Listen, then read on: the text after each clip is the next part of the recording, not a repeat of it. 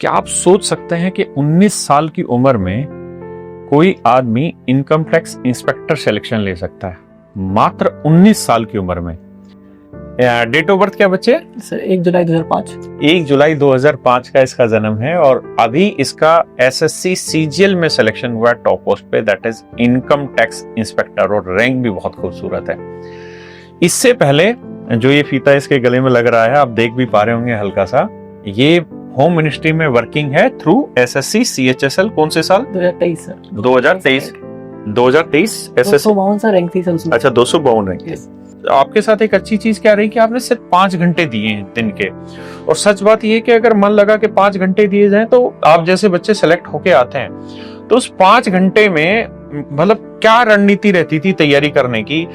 कैसे चीजों को याद करते थे? जैसे खासकर इंग्लिश जैसे सब्जेक्ट में वो कैब वाले पोर्शन में कैसे कैसे उन चीजों की तैयारी करते थे, वो बताओ। सर 1.5 घंटे सर मैथ पढ़ लिया सर पहले, और 1.5 घंटे तो उस 1.5 घंटे में क्या करते थे? क्लास खत्म करते थे या बुक करते थे? क्या करते थे? क्लास सर खत्म करते थे। मेरा सर सच बताऊं सर ये था सर, पहले मैंने आपकी बुक सर लगा ली थी, और जो मैं रीजनिंग का मैंने 3 महीने लिया, तो रीजनिंग में भी 1.5 घंटे लगते थे, 3 घंटे ऐसे हो गए हैं। और सर मैथ का सर प्रैक्टिस करता था सर 1 घंटे, तो ये 4 घंटे हो गए हैं।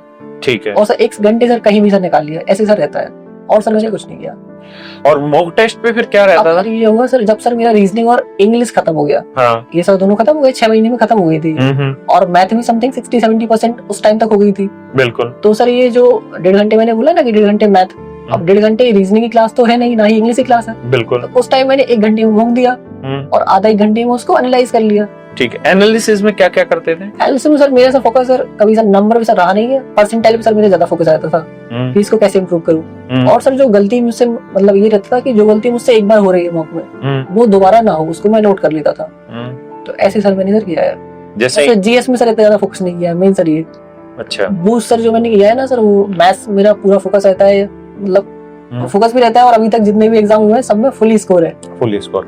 अच्छा, आपके हिसाब से जो बच्चे अब तैयारी करनी शुरू कर रहे हैं, उनको जीएस में किस चीज से तैयार करना होना चाहिए? यानी कौन सी ऐसी चीजें जो शुरुआत से तैयार करें ताकि वो चीज उठे? उतना सर फोकस सर नहीं करना है, क्योंकि अगर आप कुछ भी नहीं पढ़ोगे तो मुझे जो लगता है कि 15-20 नंबर वैसे भी आ जाएंगे, और अगर आप बहुत ज्यादा भी पढ़ लोगे तो आपके 25 नंबर आएंगे, 10 नंबर का ही डिफरेंस ला पाओगे आप। जेन्युइन बात है। जीएस में सर 35 नंबर सर बहुत हो जाते हैं।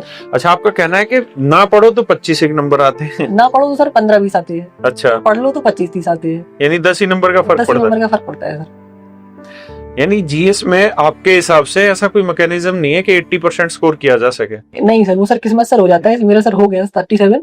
किस्मत से कैसे? सर किस्मत सर मेरी सर शिफ्ट सर इजी आ गई थी वो जीएस की सर। अच्छा, मतलब वैसे आपके हिसाब से कोई मैकेनिज्म नहीं है कि 80% 90% पे पहुंचाया जाता है? सिक्योरिटी सर नहीं है सर, सिक्योरिटी सर मैं नहीं बोलूंगा सर कि इन टीचर से पढ़ के या ऐसे पढ़ के। ऐसे स्टैटिक जीके वगैरह का बताते हैं 30% पार्ट है और जीएस में, और कहते हैं कि स्टैटिक जीके मतलब फिक्स सा है कि उन्हीं चीजों में पूछता है, तो ऐसा कुछ लगता है आपको? हाँ सर, पीवाईक्यू सर होता है सर, इसी सर इसको सर बूस्ट भी हुआ है सर। सर मैं सर 10 नंबर जो बोल रहा हूँ ना, वो इसी पोर्शन के हैं कि ये तो फिक्स आता ही है। अच्छा। और लेकिन सर उसमें सर इतनी वैरायटीज हैं कि आप ग्रेस्प कर पाओगे। तो फिर आपने जैसे जीएस, हिस्ट्री है, पॉलिटी है, ये डिटेल में रीड नहीं की कभी? नहीं